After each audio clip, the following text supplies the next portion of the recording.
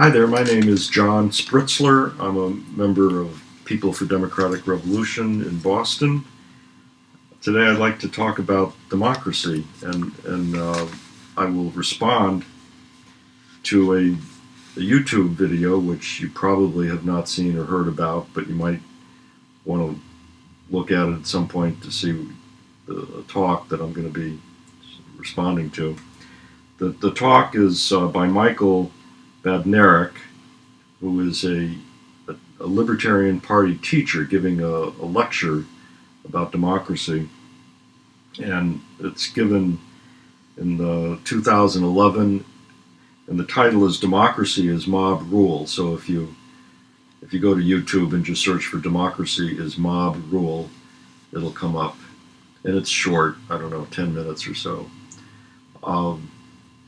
So Michael Badnarik argues, I'll try to summarize his main points. He argues that democracy is a bad thing, it's mob rule, because it's based on majority rule of everybody. And the reason that's bad, he says, is that it's a tyranny of the majority over the minority. And the example that he gives is if a person, I think he uses the name John, if John owns some land with water and the other people want his water and they say, I'd like to buy that land from you, and John says, no, I don't want to sell it, it's been in my family for many generations. If it's a democracy, Michael points out, then they can have a vote. And if a majority of the people say we're going to take John's land away from him, then John has his land taken away from him, and this is a terrible thing. So what Michael says we need is what the founding fathers wanted, for the precise purpose of preventing the tyranny of the majority over the minority. They and Michael and the Libertarian Party want a representative government, a republic. And as Michael takes great pains to emphasize, the difference between a republic and a democracy is really just this, that the majority, while being allowed to make laws about this and that, is not allowed to make any law that infringes on private property rights. So while the majority in the legislature or whatever, with their representatives or however they set it up, is allowed to make laws about which side of the street you drive on, and whether you stop and go, stop on red and go on green, and whether there's going to be a holiday on such and such a day, and various things like that. What makes it a republic is that they are not allowed to do anything that infringes on property rights. Okay. Well, what's wrong with that? What's wrong with making sure that nobody can infringe on property rights? What's wrong is that property rights are the right of the few to possess great wealth, and to say that the many do not possess, not only do they not possess great wealth, they do not possess enough wealth in terms of land and resources and buildings and factories and machines and the productive wealth of society. They don't possess enough of that wealth in our modern capitalist society to produce the things that they need and want. They're forced to work for those who do own those things. That's what capitalism is all about. That the majority of the people are forced to work for the few who are the owners of the means of production, because if they don't, they won't be able to survive. the origin of our capitalist society goes back to various ways that the few took possession of the productive resources, the land, and the other things that are required to produce for our needs. The the the land was claimed as the private property of feudal lords, the aristocracy, and their claims were based on having seized it violently initially. It was the right of conquest. And, you know, that conquest has continued to modern times.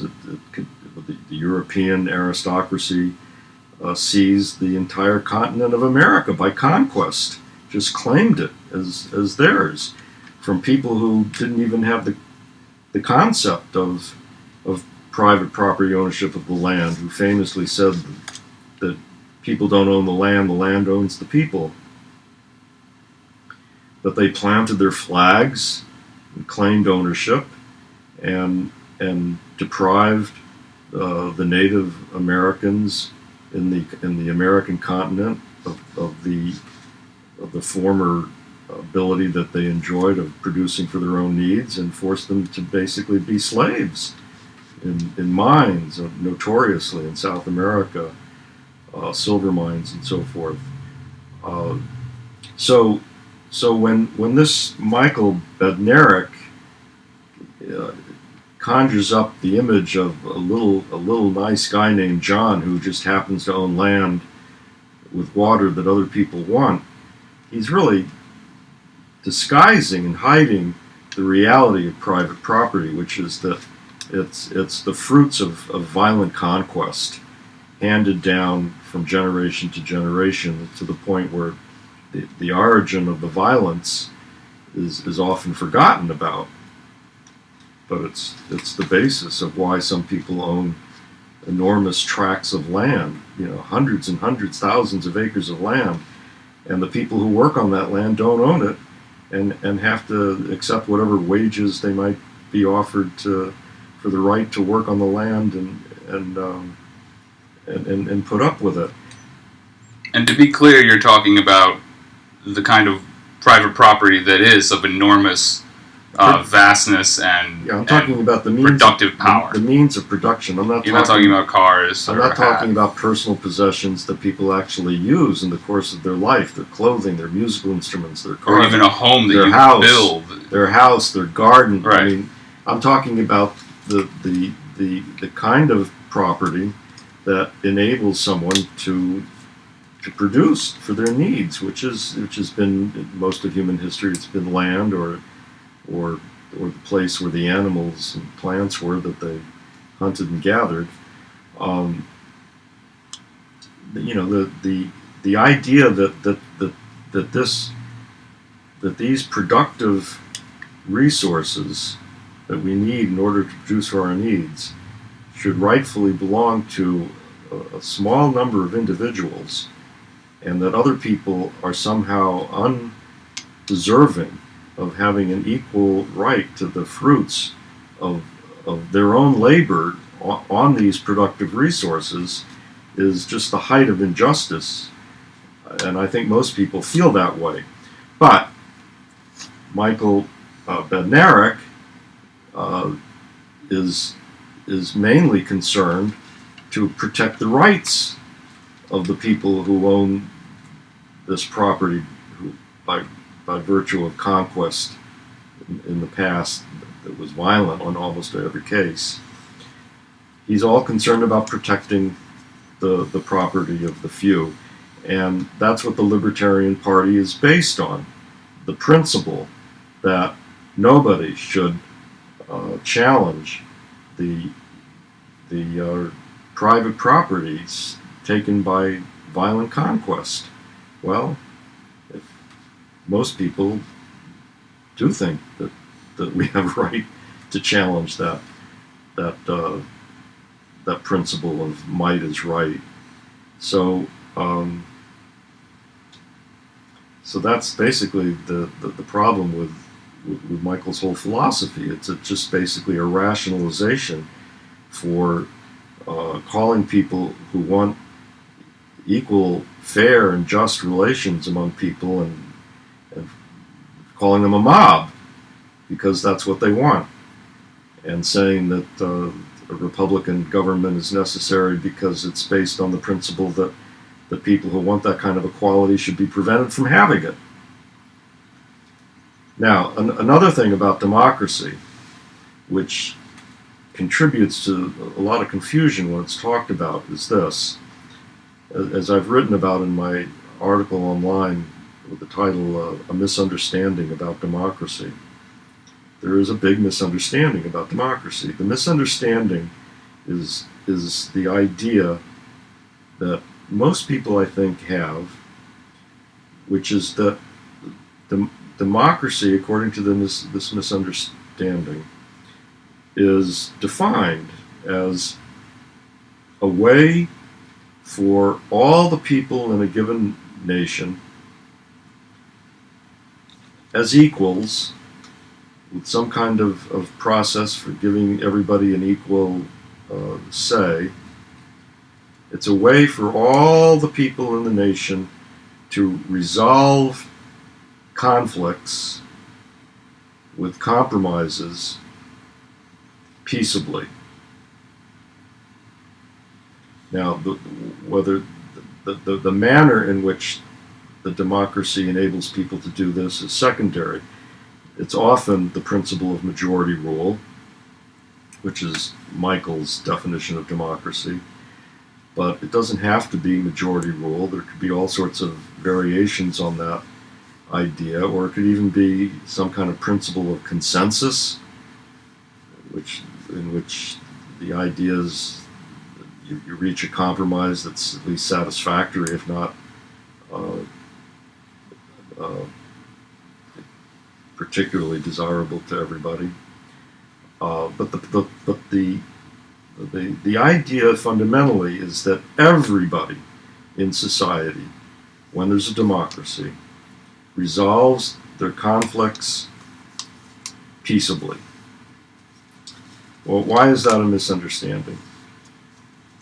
It's a misunderstanding because in present-day societies and the ones that have existed for thousands of years, such a democracy has never and could never exist. The reason it could never exist is because when there are fundamentally conflicting values, as there are in a society, any society based on class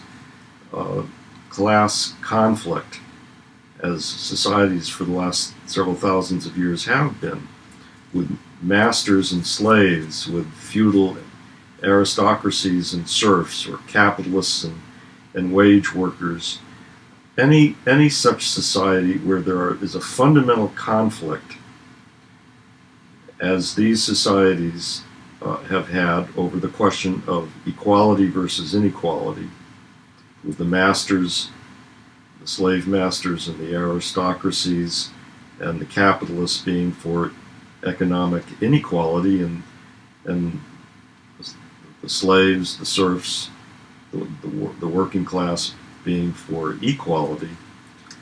When there is a fundamental conflict in a society, it will only be resolved by one side bringing to bear more force, including violence or the credible threat of violence, than the other side. So, for example, in the United States, when we had all the trappings of democracy in the 1800s, with elections and, well, I'll call it, I know Michael would say it wasn't a democracy, it was a republic, but it's an irrelevant difference to the point that I'm making. When we had all the trappings of a democracy with every, elections and so forth, the issue of slavery was a fundamental conflict. And that's why it was only resolved by a violent civil war. Today, the conflict between those who think there should be economic inequality, the Bill Gates and the Rockefellers and those Walton families and their supporters as politicians and so forth. The people who think that there should be economic inequality are in fundamental conflict with the vast majority of people who think that there should be equality, economic equality. So how does this conflict get resolved in our so-called democracy/republic? Well, it gets resolved by occasional uses of actual violence, as when strikes are broken up by the police and the National Guard, as has often happened in American history. And more typically, on a day-to-day basis, it's resolved by the credible threat of that violence. So if someone is paid a minimum wage job or just a low wage in general at work, and they try to do something to get paid, as much as the CEO, or even to make the CEO and them have the same wage, whatever they tried to do to make that happen, be it a strike or a protest and so forth, as soon as it would come anywhere close to actually forcing the upper class to make things equal this way, violence would be brought down, would be brought to bear. The police, the National Guards, and so forth would be called in. And everyone knows that, which is why, most people don't do things which are just going to bring the cops and the National Guard down on their head. So because people know that the force is always lurking in the background, ready to come down if they do anything that seriously threatens the economic inequality, most people just adapt to the economic inequality and grudgingly accept it and make the best of their lives as they can. And so the violence is not does not have to be employed. It's not visible, and some people then say, well, look, we have a democracy in the United States. We have a country in the United States in which this conflict over whether there should be economic equality or inequality has been resolved peaceably. But it's the peace of the credible threat of violence that's behind it. So it's not accurate to say that in the United States we have a democracy in which fundamental conflicts are resolved peaceably, because they're not resolved peaceably. They're resolved by the credible threat of violence used whenever it happens to be necessary, which is occasionally. So then, if this is a big misunderstanding about democracy, that it's a way for everybody in a nation to have an equal say and resolve conflicts peaceably, then what is democracy? Does it have any meaning at all? And I would say yes, it has a very important meaning. The meaning that most people associate with democracy, which makes them want to live in a democracy, is the part about ordinary people having an equal say in making decisions. So I think it's a much more helpful, realistic understanding of democracy to define it this way. A democracy is a way for people who share fundamental values to arrange for everybody to have an equal say in resolving non-fundamental conflicts peaceably. Non-fundamental conflicts are almost by definition conflicts that can be resolved peaceably without violence. For example, people who agree that we should have a society based on equality and mutual aid could disagree about a lot of non-fundamental issues. You know, whether to have a holiday on this or that day or not, what the speed limit should be on the road, whether we should use resources to build fancy cars or grow more food or all sorts of things. But if these differences of opinion are not based on fundamentally conflicting values, but just differences of opinion, if people believe in the principle of mutual aid and equality, they can resolve these kinds of conflicts peaceably with compromise and creative thinking. These conflicts are about how to do something. They're not about what to do. Well, I would say that yes, these conflicts would be about how to shape society by the agreed upon fundamental values of equality and mutual aid. Now, by the same token, there are people who believe that society should be based on inequality and the domination of the few over the many. And they can have their own democracy too.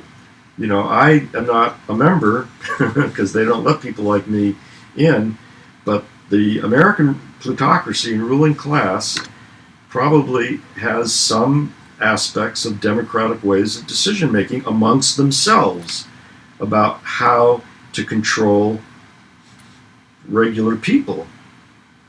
I don't know the details because, obviously I'm not admitted to the inner sanctum, but it wouldn't surprise me, it's not out of the question, that among the billionaires there is something which could legitimately be called a democracy amongst them in deciding how to maintain the power and control of the billionaire class. So democracy has to be understood as a way for people with shared fundamental values to resolve peaceably the non-fundamental disagreements about how to shape the world by their fundamentally shared values, and to do it in a way which gives people an equal say by one means or another. If we think of democracy that way, then it makes sense. So the people in the United States who want an egalitarian society, meaning one in which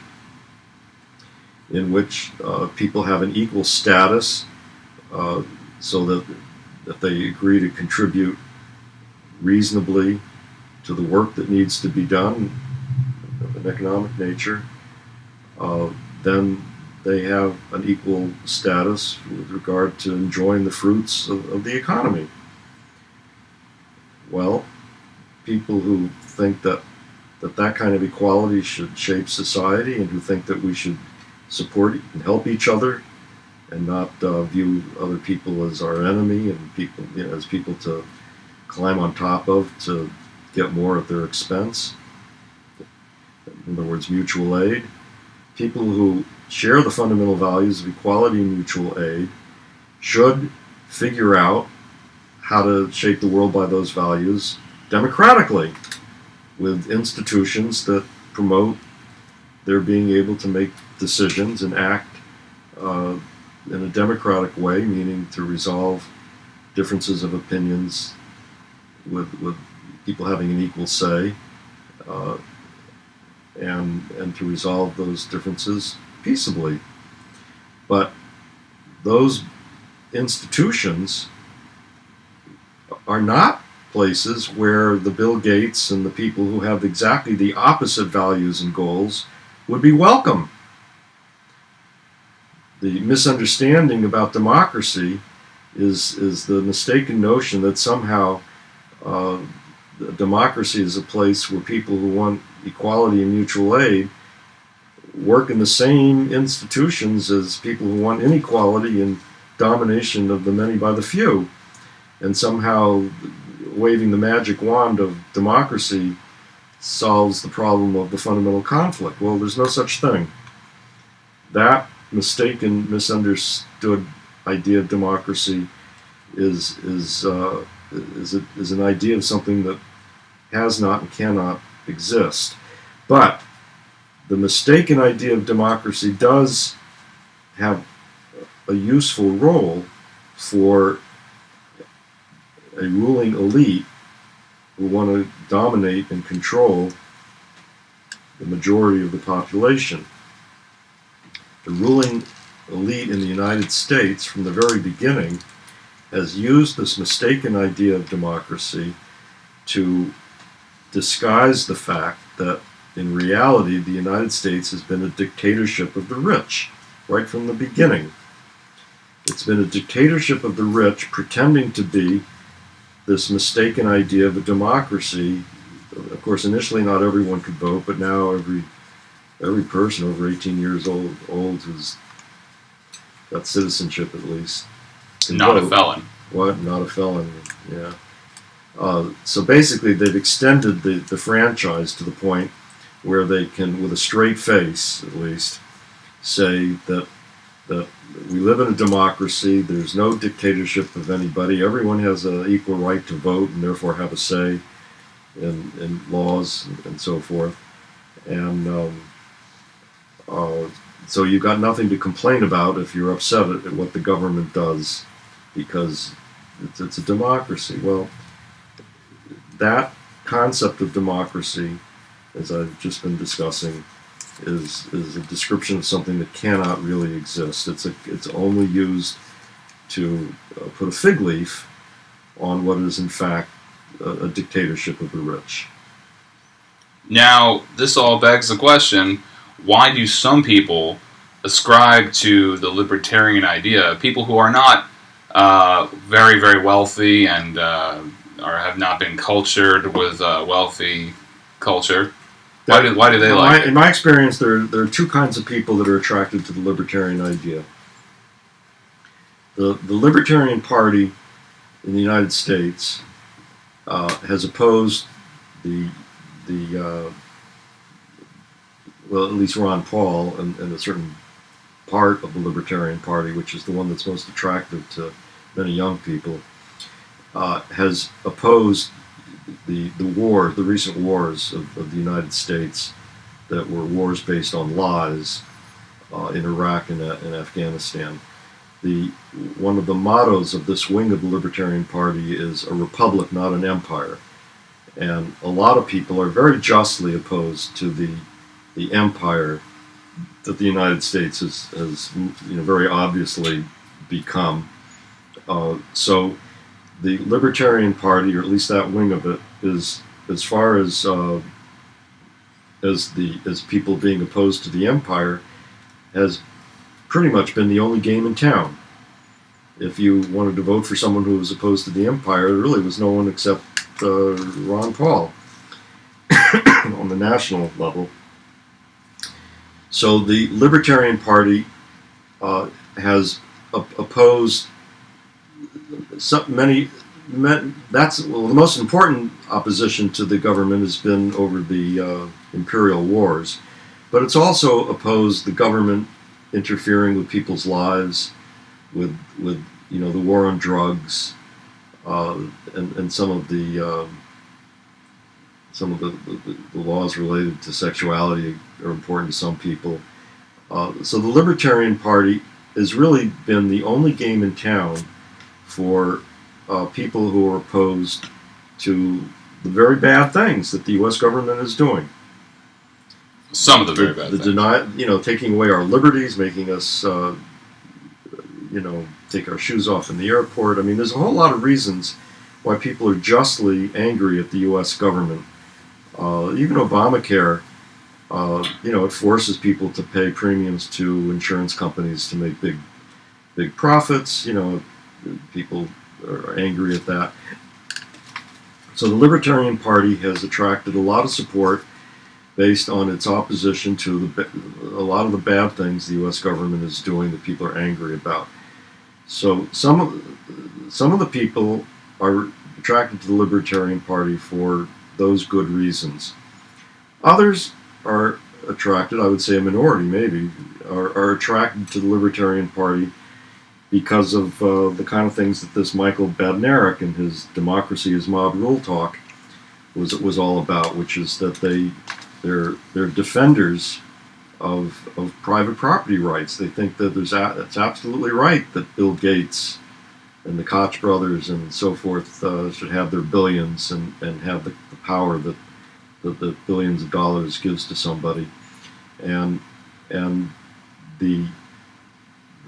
so some people are attracted to the Libertarian Party for being such a defender of private property rights. Well, the people who are attracted to the Libertarian Party because it opposes bad things the government is doing need to think about whether they also agree with the Libertarian Party's defense of economic inequality.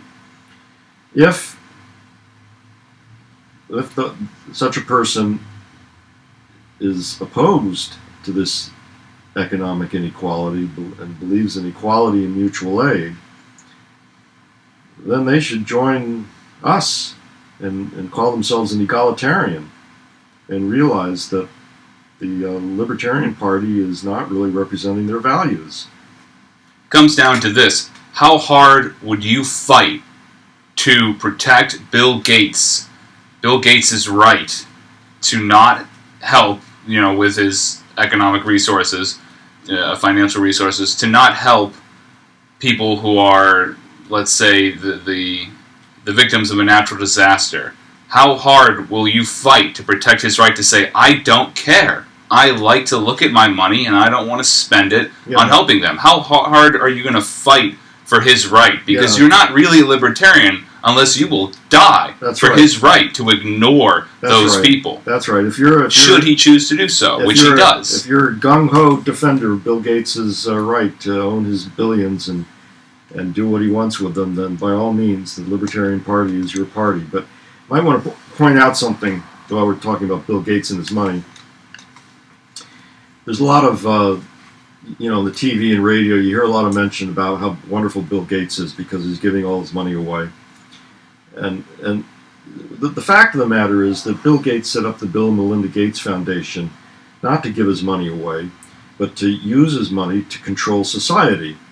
He's basically set himself up as essentially a king with monarchical powers.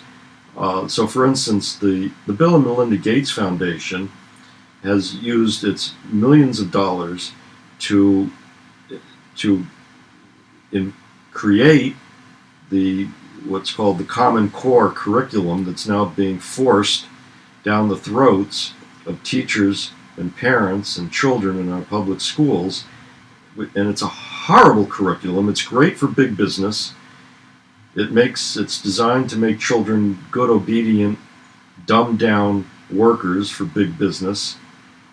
But it's child abuse. It's actually making children hate reading. And to praise Bill Gates as a generous philanthropist for committing this crime against people is a big misunderstanding about what Bill and Melinda Gates Foundation is all about. And it's not a gift if you have terms attached to its use. That's not a gift. Oh yeah, there are always terms. The strings, of course, are it's here's money to do X and you get the money. Yeah, that's a job. That's not a gift. Yeah. I've got to ask. You're talking about the libertarian view of democracy, and you said it was the only game in town. If you're against some of the things that the government does that are bad, if you're against some of those things, libertarians seem to be the only game in town, and they are the third largest party in the United States. But there is another place to go, and that is the Green Party and all the other lefty groups, socialists, Marxists, that whole milieu.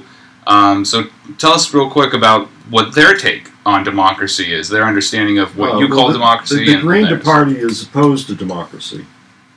You might say, wait a minute, how can I say that? Well, this is why I say it. In Massachusetts, before same-sex marriage became the law, a lot of people said, we should let people vote on this. shouldn't be decided by 9 judges, or however many the Massachusetts Superior Court was, something like that, a handful of judges. People said, let's let the people vote on this. You know, that would be a democratic way of resolving the issue. Well, the Green Party was absolutely opposed to it. In fact, they came up with the slogan, "It's wrong to vote on rights." Now that slogan is a catchy slogan. In fact, I would even agree with it. The problem with the slogan is not that I disagree with it, it's that it had no relevance to the issue that it was applied to. The question of whether people had a right for a same-sex couple to a marriage license hadn't been established. The Green Party was saying, we unilaterally have decided that it's a right, and therefore people who disagree, tough, you're not allowed to vote on it. It's hard to get any more anti-democratic than that. If Abram wants me to, I will explain why I think that it is a controversy whether same-sex marriage is a right or not, but we'll save that for another video. Well, you just left out, and I'm surprised you did, a better explanation of your point, which is who's going to vote on other rights. How are rights decided except by vote? The right to free speech is not something that was found in a stone tablet, and it's not something that is enforced by a single entity. It's enforced by everybody. Everybody allows free speech and supports it and agrees that it's a right every time they respect someone's free speech and they don't censor someone or something. And so that's the only way to determine if something is a right or not, is through democratic discussion and via some sort of consensus deciding that you are going to actually act as a society as if that is a right. Well, it can only be done democratically, in essence. I'm not sure I agree, actually. I mean, I think that people have a right to make society egalitarian. I don't think that we need to win an election. Well, whether or not you think people have that right, and whether or not you think they need to have that right officially bestowed upon them to act on their belief that they have that right, are kind of different. But a right is something that you can walk around and feel guaranteed of having. Well, and in order to do that, it takes support from everyone. What makes something a right in common usage of the word is widespread acknowledgement that it's a right.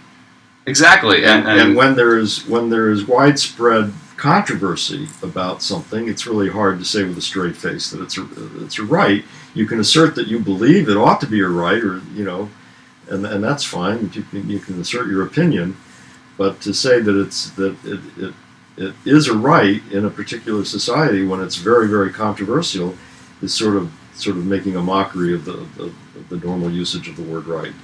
And the Green Party, in doing this, says that the part of the population that does not believe it is a right, or believes it should be a right, depending on whether they acknowledge if it is now or isn't one, that group of people are not allowed, and should not be allowed at least, to have a say in society. Since they're not allowed to have a say on this issue,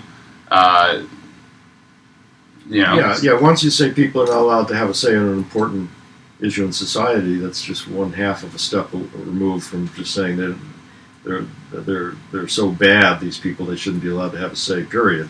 So the Green Party is essentially much like the Libertarian Party, except their idea of what the Republic should be based on is a slightly different set of values and principles than that of Libertarians. But they both agree in a Republic based on certain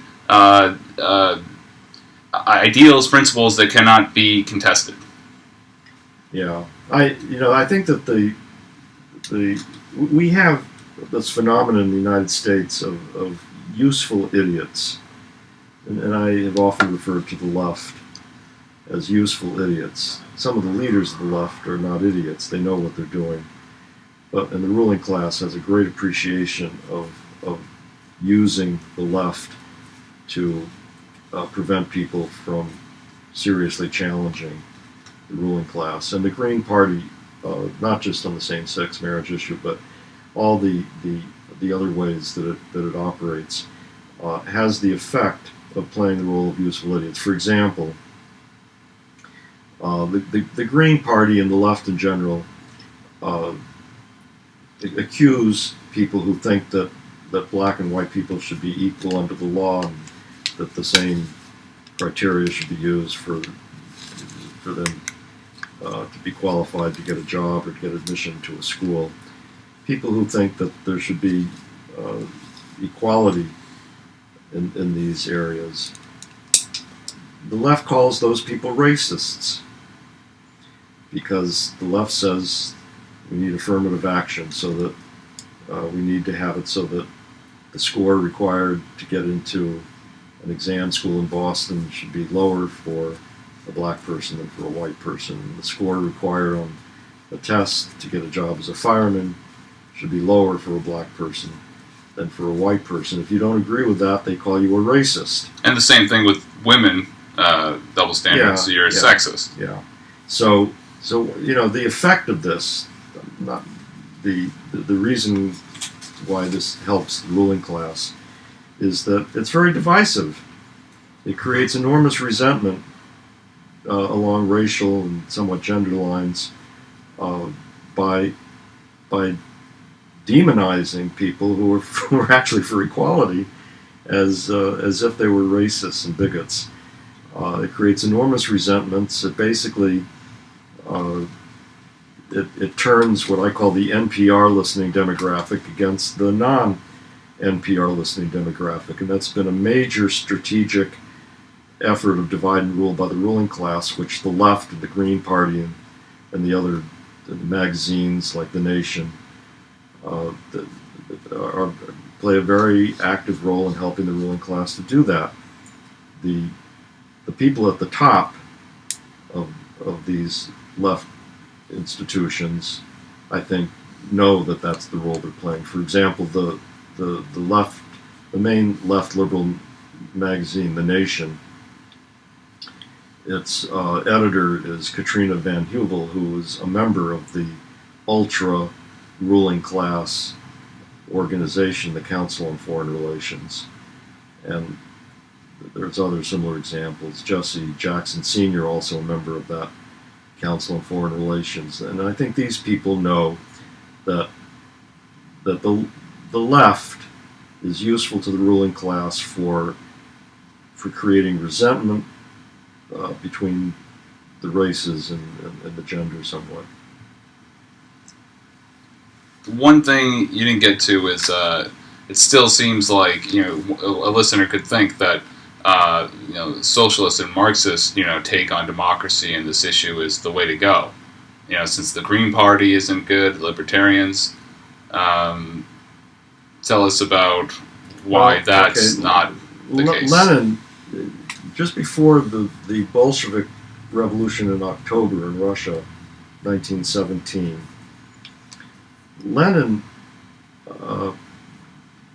got the Bolshevik Party to adopt the slogan "All power to the Soviets," and other slogans about bread and ending the war, which are extremely popular slogans. Extremely popular. The Soviets were local assemblies of workers and working class people in towns with with a federated structure of sending delegates to the larger regional Soviets and so forth. When Lenin had the Bolshevik Party adopt these slogans, it made the Bolshevik Party extremely popular, and it was the reason they were able to persuade soldiers in Petrograd to basically remove the Kerensky government and put the Bolshevik Party in power. A lot of people, when they read stuff that Lenin was writing in April before the October Revolution, were amazed at how it sounded like anarchism. It sounded like all power to the Soviets. Was not very different from what the anarchists were saying. But immediately after seizing power with the help of the soldiers in the Petrograd garrison, the Bolsheviks declared themselves to be the central government and basically acted on the principle of no power to the Soviets, all power to the Bolshevik Party. And they stripped the Soviets of their power. And I think part of the reason that they were able to get away with this is that the principle of voluntary federation, as opposed to a strong central government issuing laws that people had to obey, that principle of rejecting a strong central government and having voluntary federation, all power to the Soviets as local assemblies, was not widely grasped. After all, people had not experienced anything except the strong czarist government for hundreds and hundreds of years. And so when the Bolsheviks basically just stepped into a pre-existing mental framework, and which is, you have a strong central government that issues laws you have to obey. It's just that now it was the Bolsheviks issuing the laws. The church was also very strong in that way. The church was strong, yeah. So it was a real tragedy, because the result of Bolshevik power was, the long-term result was that they were so anti-democratic and so ruthless against people that who were good people. The Kronstadt sailors, for example, most famously, who wanted equality and mutual aid, and they were one of the main people in the initial revolution that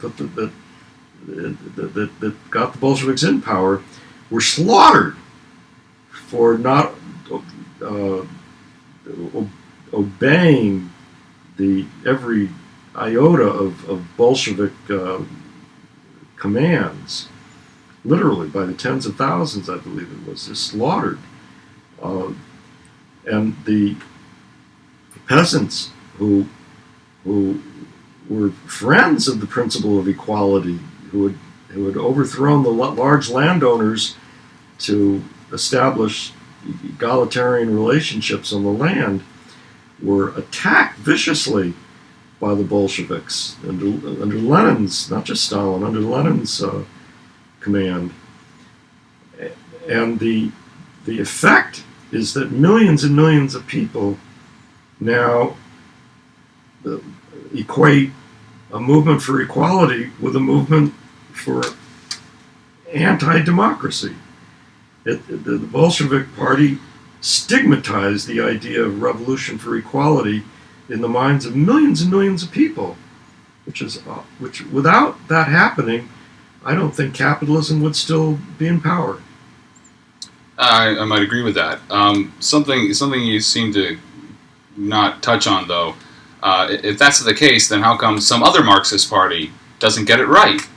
And the Bolsheviks, you told us what their problem was, but why is that? Well, why is that not unique? It's a very important and good question. The answer is this: the Marxist paradigm is the source of the anti-democracy of Marxist practitioners. And the Marxist paradigm is that there are impersonal laws of society, economic, political laws that operate independently of the subjective thinking or aims or desires of individual human beings. And Karl Marx viewed himself as someone who had discovered these laws of society, and he thought of himself as having done for human society what Charles Darwin did for biology, discovering the laws of evolution of new species. Karl Marx thought he had discovered the laws of how society would evolve from the past to what became feudalism, and then capitalism, and then he saw that it was inevitable that by the operation of these impersonal laws, capitalism would have a crisis, and falling rate of profit, and so on and so forth, and that would lead to it being unable to even continue to feed its slaves, as he famously says in the Communist Manifesto, and that would lead to socialism, which would lead to a classless society of communism. Now, a lot of people want a classless society. That's what I want. I want an egalitarian society without class exploitation. Lots and lots of people want that. Marxism said to such people, even though working people, ordinary people, are dehumanized by capitalism, which Marx emphasized that they were, and by they were, he meant specifically that they are lacking in humanity. Not that there's an attempt to dehumanize them, and that for the time being they are. He quotes approvingly in his famous Capital. He quotes Adam Smith to the effect that workers in factories have been dehumanized to the point of being essentially just animals.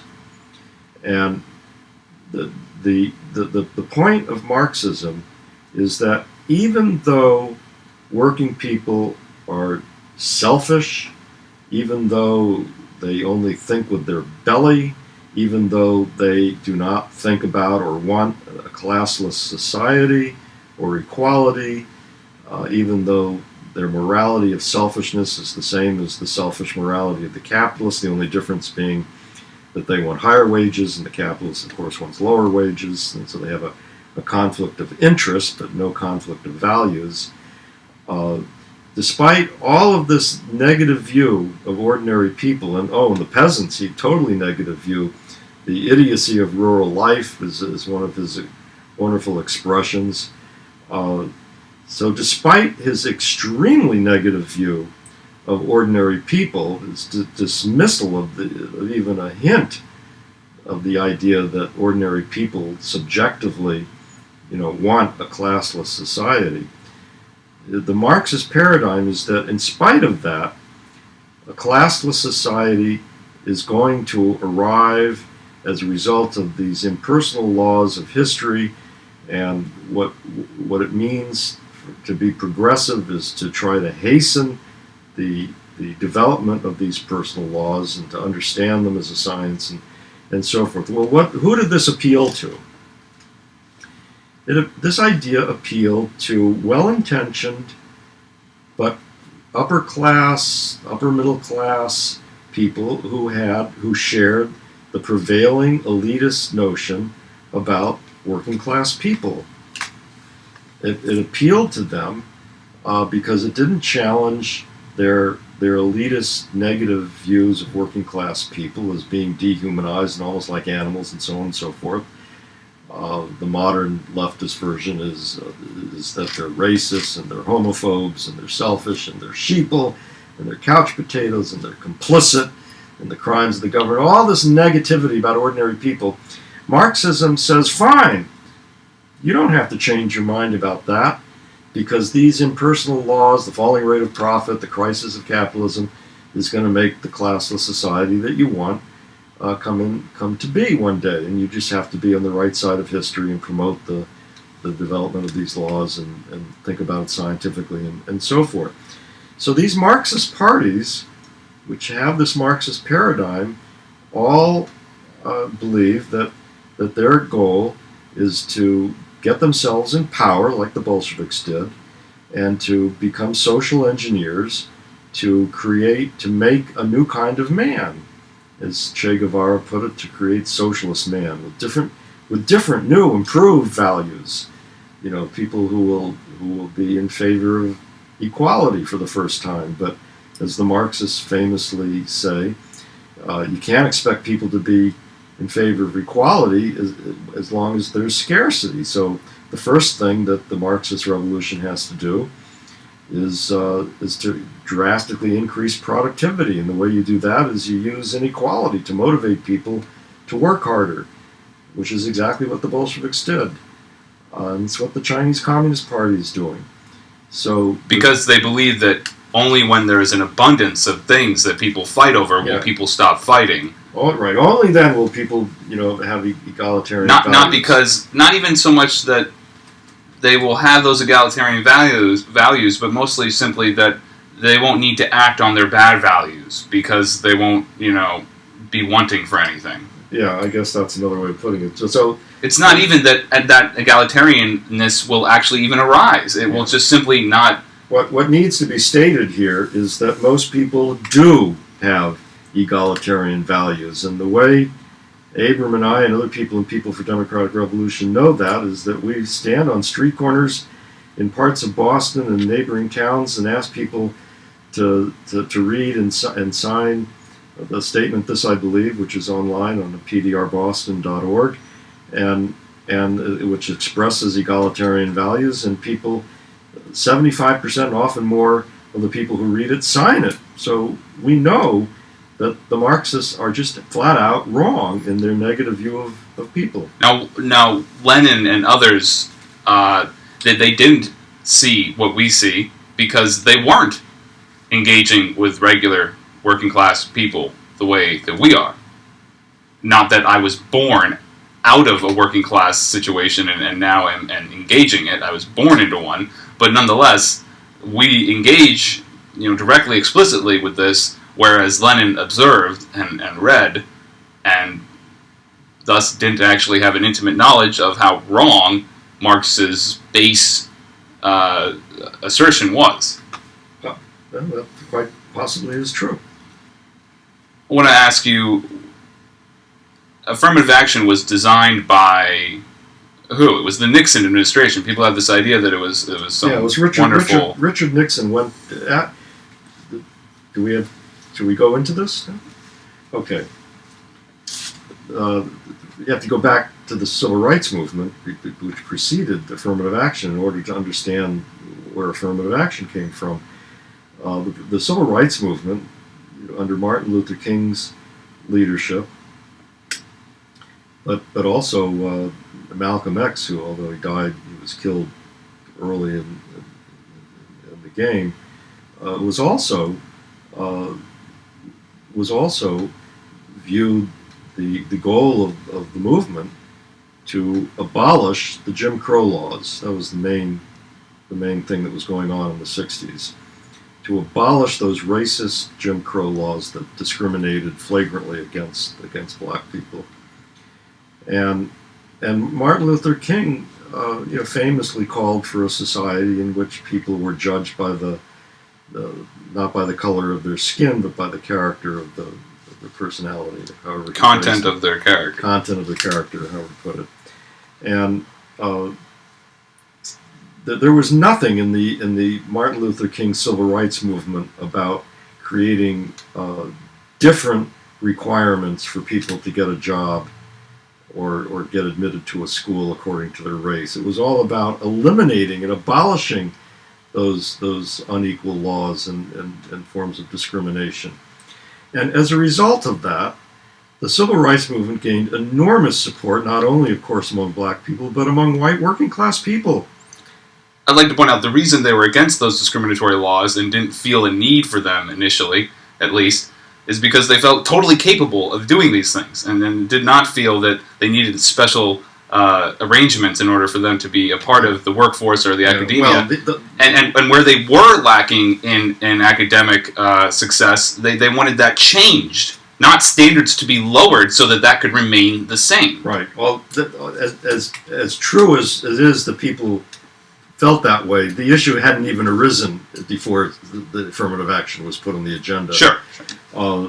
So, as a result of the civil rights movement being against racial discrimination, it achieved enormous solidarity between black and white working class people.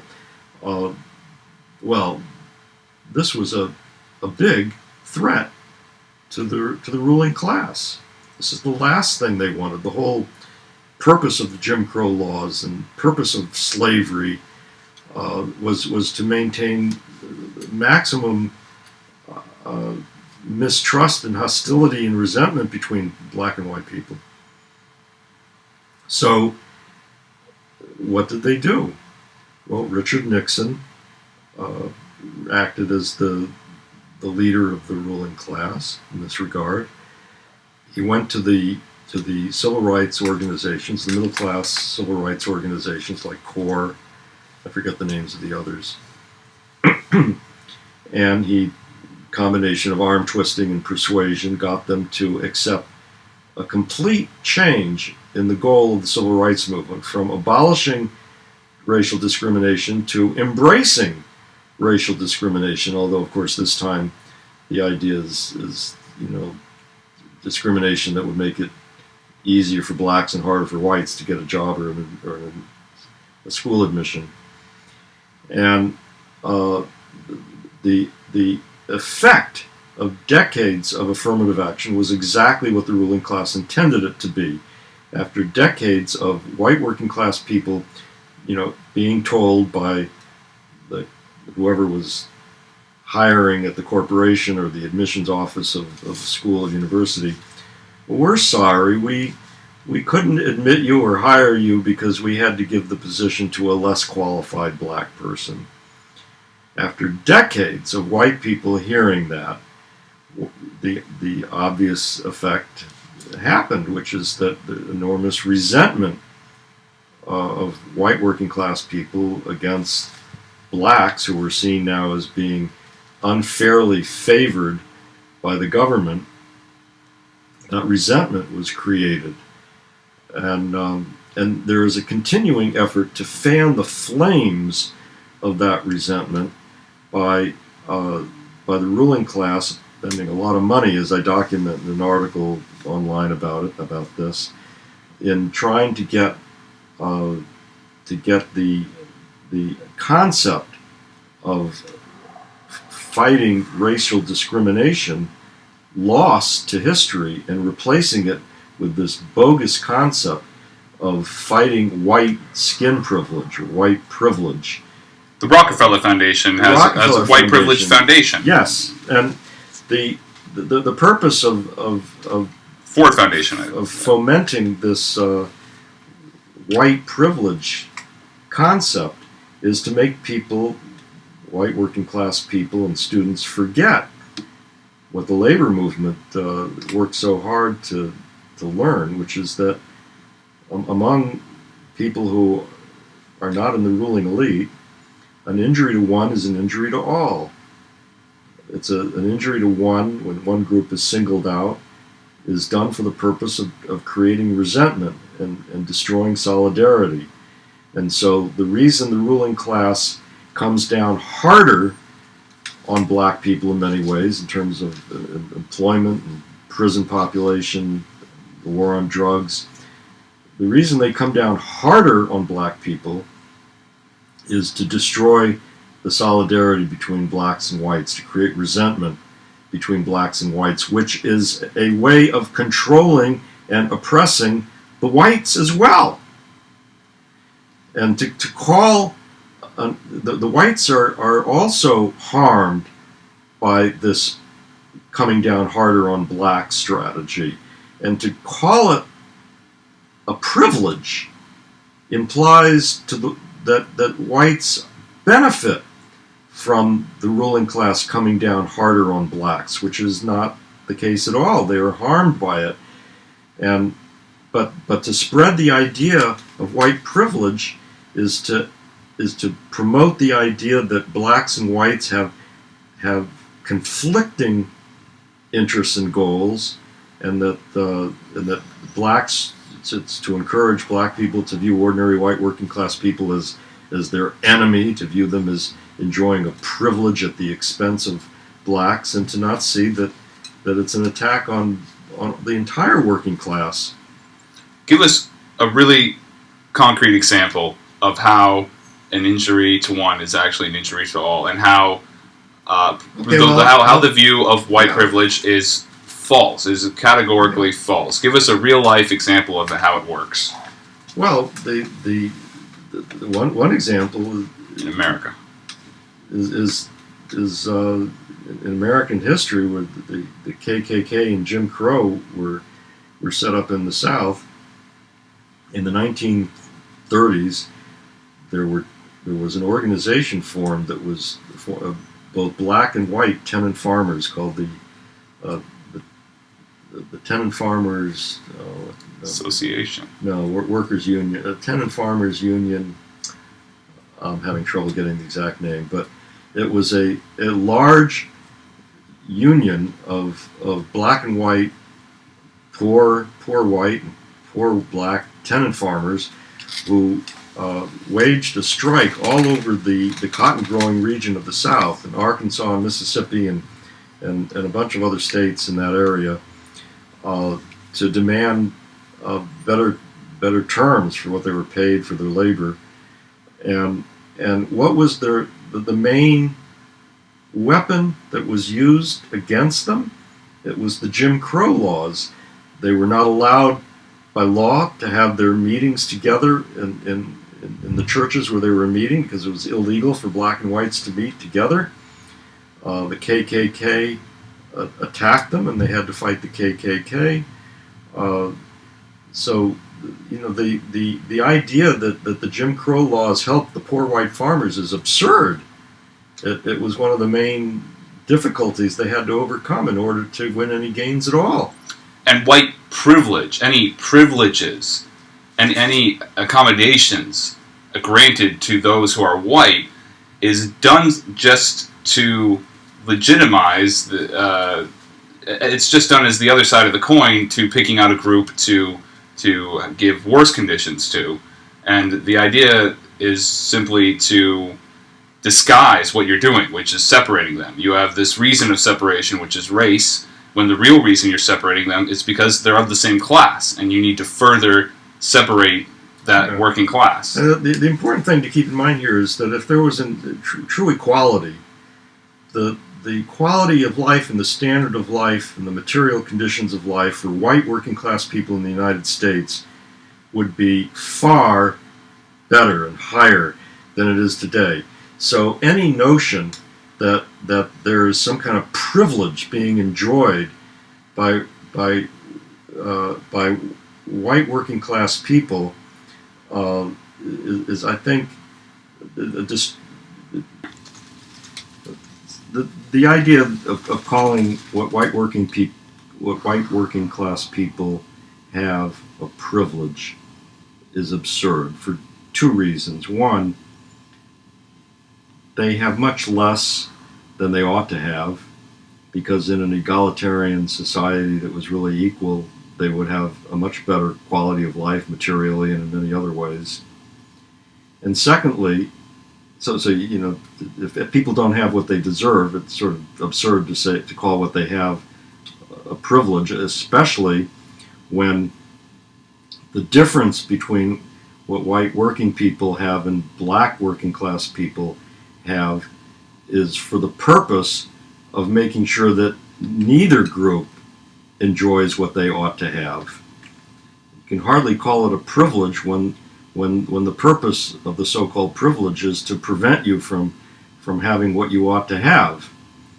And thirdly, the idea of the word privilege is that it suggests that if something is a privilege, it ought to be enjoyed only by a few, not by everybody. So it's a privilege to have it.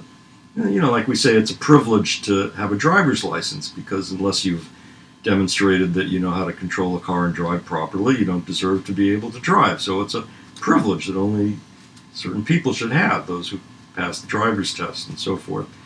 Okay, well, the Tim Wise is a famous person for talking about white privilege. He wrote an article in which he said that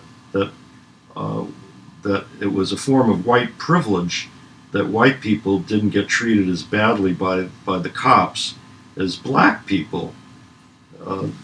This is implying that only a few people should not be harassed terribly the way black people are by the cops. Anyway, the whole idea of white privilege is really being foisted by the Rockefellers and the Ford Foundations to divide and conquer us. You got a little lost there on a good example. Let me offer one. If you call it white privilege that somebody who's white is going to a good school, what you're saying is that it's a privilege to go to a good school. That not everybody should just blanket, just because you're a person, you get to go to a good school. So what you're saying is, the way to fix the inequality is to make it so no one can go to a good school, and that is inherent in calling it a privilege. That is a linguistic thought process that is unavoidable. That you will come to that conclusion rather than coming to the conclusion that no, it's not a privilege to be going to a good school. It's your right to go to a good school. And the issue is that some people aren't getting to a good school. Not that some people are, and that you believe the system says they can because they happen to be white, and the others can't because they're black. So, imagine coming from space and seeing the Jim Crow laws happening and saying, oh, this is awful. We need to make sure every person is harassed by the police, and every person has, spaces that are marked off not for them to go to, and that every person has a hard time. Oh, it's so awful that only a few people have a hard time. Of course you wouldn't say that, and that's not what people in the civil rights movement predominantly said. They wanted to lift the standards of everyone to where they should be. And if you were to be an alien coming to Jim Crow, or nowadays, and see this, you would say there is a group of people with privilege. The billionaires. They're the ones that are enjoying things that are above what a person should reasonably be able to enjoy, based on the fact that the way they enjoy them is by making sure that millions and billions of other people don't enjoy them. So, white privilege is a scam perpetrated by the ruling class in order to divide black and white working people, and is not what they claim it to be. Thank you, everybody, for listening. I hope you found it interesting. Have a good day and visit pdrboston.org.